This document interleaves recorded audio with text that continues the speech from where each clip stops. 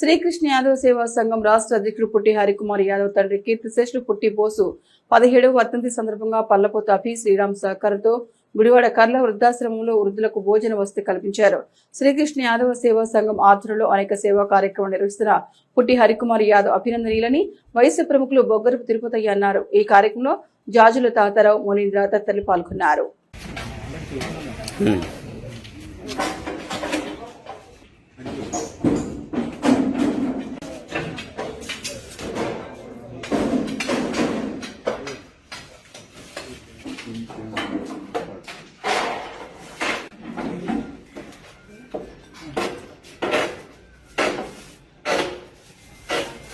శ్రీకృష్ణ యాదవ్ సేవా సంఘం ఆధ్వర్యంలో 2535వ కార్యక్రమం మా నాన్నగారు కీర్తిశేషులు పుట్టి బోసు గారు 17వ వర్ధంతి సందర్భంగా వారి మనవడు మనవరాలు పల్లపోతు అభి, పల్లపోతు శ్రీరామ్ వాళ్ళ సహకారంతో ఈరోజు గుడివాడ ఏలూరు రోడ్లోని కర్ల వద్దాశ్రమం అన్నదానం ఏర్పాటు చేశాం.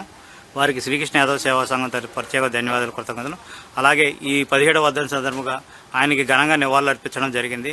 ఇక్కడ విచ్చేసినటువంటి మా పెద్దలు తిరుపతి గారు, తాతారావు, మా వైశ్వ అధ్యక్షులు మునీంద్ర గారు, మా తమ్ముడు పుట్టి వెంకటేశ్వరరావు, మా వాళ్ళందరూ వీరందరికీ శ్రీకృష్ణ యాదవ్ సేవా సంఘం తరఫున ప్రత్యేక ధన్యవాదాలు, కృతజ్ఞతలు తెలుపు. శ్రీకృష్ణ యాదవ్ సేవా సంఘం ఆధ్వర్యంలో 2535వ కార్యక్రమంగా మా రాష్ట్ర అధ్యక్షులు పుట్టి హరికుమార్ యాదవ్ గారు తండ్రి గారు అయినటువంటి పుట్టి బోస్ గారి 17వ వర్ధంతి సందర్భంగా వారి మనవరాలు మరియు మనవడు అంటే పల్లపోతు అభి, పల్లపోతు శ్రీరామ్ గారి సహకారంతో మరి ఈరోజు గుడివాడ కర్ల వృద్ధాశ్రమాల్లో అన్నదాన కార్యక్రమం జరుగుతూ ఉంది.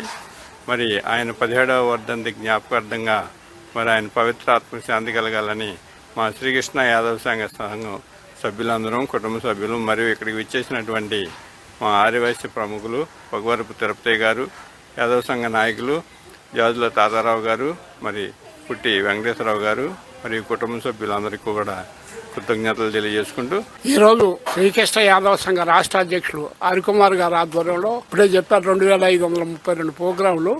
ఇంత తొందరలోనే ఇన్ని ప్రోగ్రాంలు చేయటం అంటే చాలా కష్టం. ఇప్పుడే చెప్పారు వర్ధంతి సందర్భంగా భోజనాలు ఏర్పాటు చేయడమని. మళ్ళీ రేపు కూడా అక్కడ మమతాలో అన్ని ఆశ్రమాలు భోజనాలు, చీరలు పంపిణీ, అన్ని రకరకాల కార్యక్రమాలు రేపు ఉన్న పల్లబోతు వాళ్ళ కార్యక్రమాల్లో జరుగుతాయి.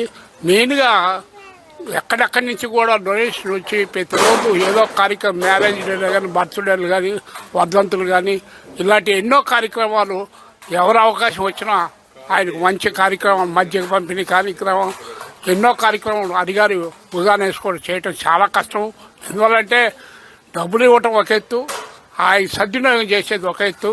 ఇవన్నీ చేయాలంటే ఒకవేళ డబ్బులు ఇచ్చినా చర్యలు, ఈ భోజనాలు, వాళ్ళతో మాట్లాడటం ఇప్పుడు చాలా టైట్గా ఉంది. ఇప్పుడు ఏదైనా పని చేయాలంటే కూడా బయట వర్కర్స్ కూడా పనిచేసే పరిస్థితి లేదు. అలాంటి సందర్భంలో కూడా ఆయన అన్ని స్కంధాల మీద వేసుకొని గుడివాడ